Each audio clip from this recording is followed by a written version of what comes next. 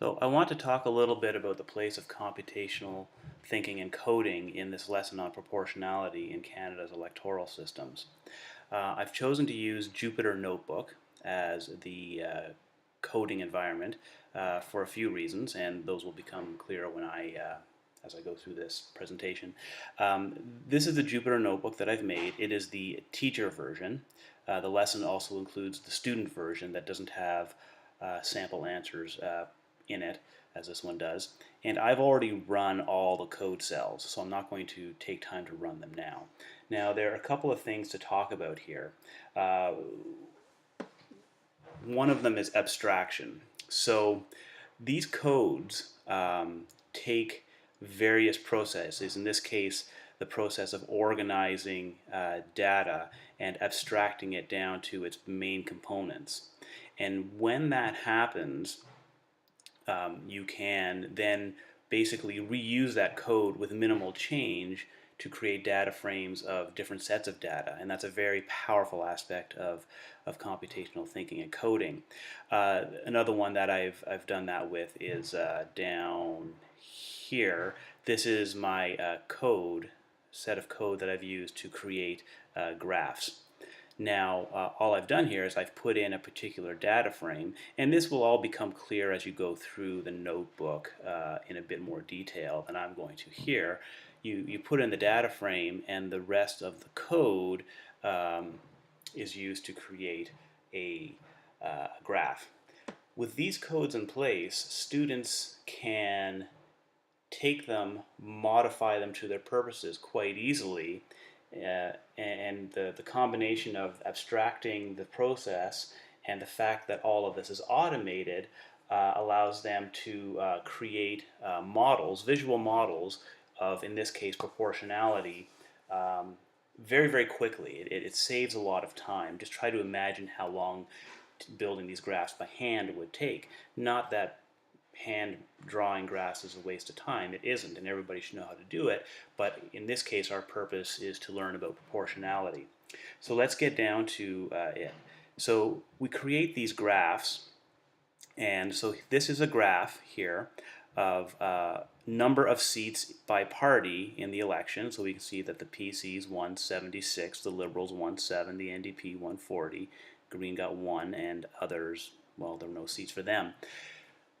The other piece of data that we have in our data frame, way up top here, so we have the parties, the number of seats, and the percentage of votes. So the first graph we made was of numbers of seats.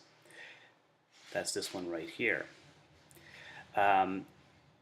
We use the same procedure, creating another data frame of votes and using the same code to create the graph, only by using the new vote data frame, and we get this graph showing the percentage of votes.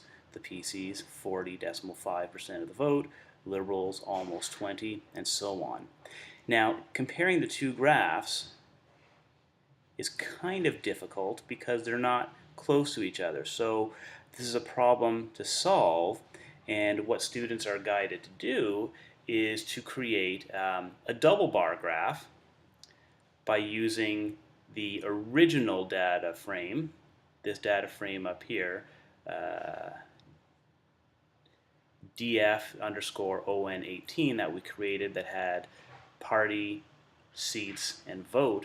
By using the entire data frame, we get a double bar graph. And this is a visual representation of what happens under a first past the post system, where the number of seats is not proportional to the percentage of the vote. We have the percentage of the vote in orange, and in some cases, some parties really won and benefited from first past the post by having large, high numbers of seats. In other cases, parties may have had a rather modestly robust percentage of the vote, almost 20%, but that translated into very few seats. So there were definite winners in this system and definite losers in this system. So what the students are then asked to do is to modify this code to to visualize what would have happened under a proportional representation system. And so they have to take all the processes and all the codes that are above and modify them, putting in new data, number of seats in proportional representation. So these are the numbers of seats um, parties would have gotten under a PR system, and then create the data frame. Then they graph that, and we can see that the graph is very different. And in this case, the proportional relationship between the blue bar showing numbers of seats that they would have gotten, and the orange bar, the percentage of vote that parties actually attained, that proportional relationship is quite visible to the eye. Now, I find this is very important because what I've seen in the past is that sometimes the numbers alone are not enough to show students what is proportional and what isn't. Often, they need a visual cue to really back up those numbers and to show what those numbers really mean, and I believe these graphs do that.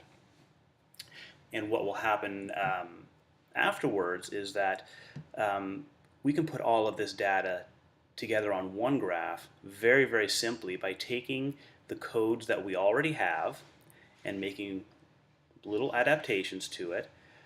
So what's happening down here is we're creating a new data frame that has the number of seats parties actually won, the percentage of vote they actually got in the June 2018 election, and the number of seats in the proportional representation system. So now we have all three sets of data that we've been using in one data frame. We've given it a new name, df_on18 all, and we pop that data frame into our code that will generate the bar graph, and look what we get.